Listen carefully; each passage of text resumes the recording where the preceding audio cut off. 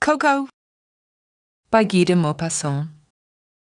Translated by Albert M.C. McMaster, B.A., A.E. Henderson, B.A., N.M. Quesada and others. Throughout the whole countryside, the Lucas farm was known as the Manor. No one knew why. The peasants doubtless attached to this word, manor, a meaning of wealth and of splendour, for this farm was undoubtedly the largest, richest, and the best managed in the whole neighbourhood. The immense court, surrounded by 5 rows of magnificent trees, which sheltered the delicate apple trees from the harsh wind of the plain, enclosed in its confines long brick buildings used for storing fodder and grain, beautiful stables built of hard stone and made to accommodate 30 horses, and a red brick residence which looked like a little chateau. Thanks for the good care taken. The manure heaps were as little offensive as such things can be. The watchdogs lived in kennels, and countless poultry paraded through the tall grass. Every day at noon, 15 persons, masters, farmhands, and the women folks, seated themselves around the long kitchen table where the soup was brought in steaming in a large blue-flowered bowl. The beasts, horses, cows, pigs and sheep, were fat, well-fed and clean. Maître Lucas, a tall man who was getting stout, would go round 3 times a day, overseeing everything and thinking of everything. A very old white horse, which the mistress wished to keep until its natural death, because she had brought it up and had always used it, and also because it recalled many happy memories, was housed, through sheer kindness of heart, at the end of the stable. A young scamp about 15 years old, Isidore Duval by name, and called, for convenience, Zidore, took care of this pensioner, gave him his measure of oats and fodder in winter, and in summer was supposed to change his pasturing place 4 times a day, so that he might have plenty of fresh grass. The animal, almost crippled, lifted with difficulty his legs, large at the knees and swollen above the hooves. His coat, which was no longer curried, looked like white hair, and his long eyelashes gave to his eyes a sad expression. When Zidore took the animal to pasture, he had to pull on the rope with all his might, because it walked so slowly, and the youth, bent over and out of breath, would swear at it, exasperated at having to care for this old nag. The farmhands, noticing the young rascal's anger against Coco, were amused and would continually talk of the horse to Zidore in order to exasperate him. His comrades would make sport with him.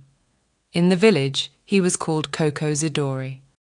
The boy would fume, feeling an unholy desire to revenge himself on the horse.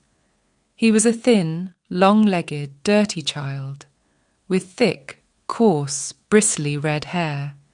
He seemed only half-witted, and stuttered as though ideas were unable to form in his thick, brute-like mind. For a long time he had been unable to understand why Coco should be kept, indignant at seeing things wasted on this useless beast. Since the horse could no longer work, it seemed to him unjust that he should be fed. He revolted at the idea of wasting oats which were so expensive, on this paralysed old plug. And often, in spite of the orders of Maître Lucas, he would economise on the nag's food, only giving him half measure. Hatred grew in his confused, childlike mind, the hatred of a stingy, mean, fierce, brutal and cowardly peasant. When summer came, he had to move the animal about in the pasture. It was some distance away. The rascal, angrier every morning, would start with his dragging step across the wheat fields. The men working in the fields would shout to him jokingly, "Hey, Zidore, remember me to Coco."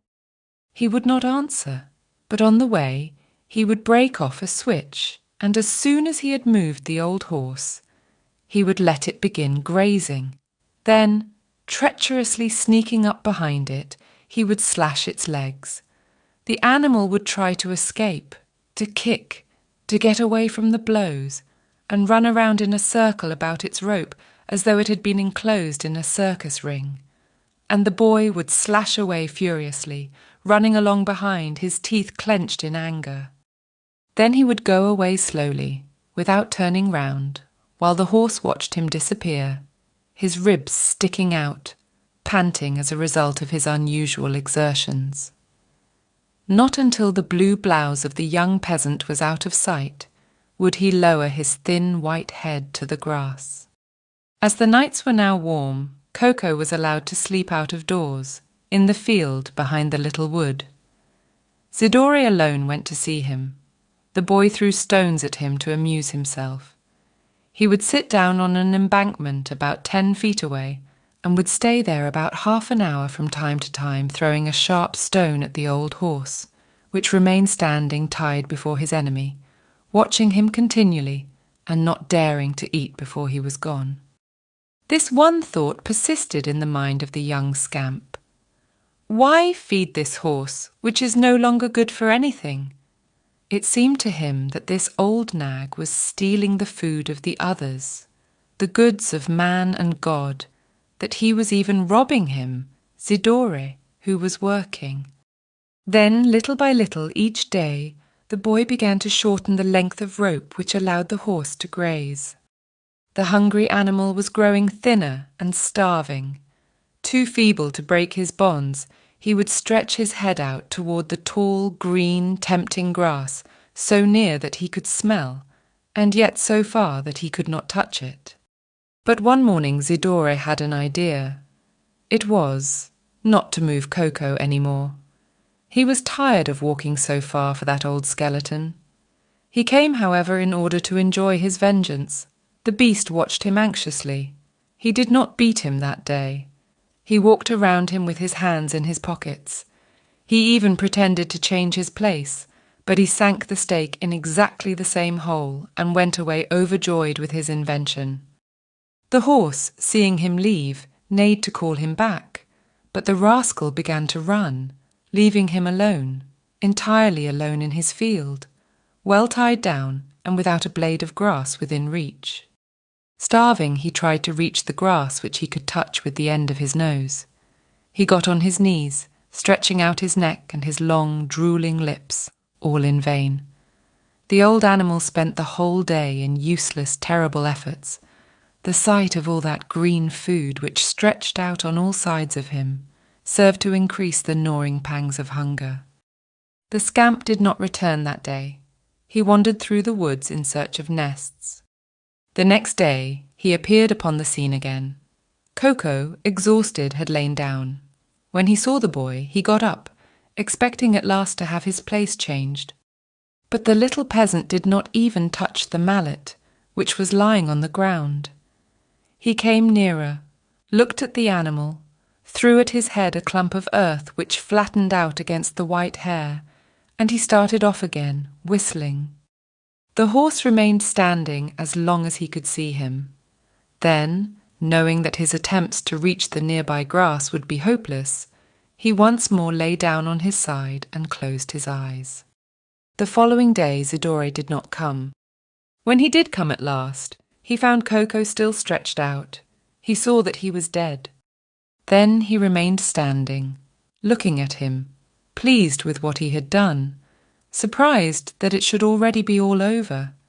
He touched him with his foot, lifted one of his legs, and then let it drop, sat on him, and remained there, his eyes fixed on the grass, thinking of nothing. He returned to the farm, but did not mention the accident, because he wished to wander about at the hours when he used to change the horse's pasture. He went to see him the next day. At his approach, some crows flew away. Countless flies were walking over the body and were buzzing around it. When he returned home, he announced the event. The animal was so old that nobody was surprised.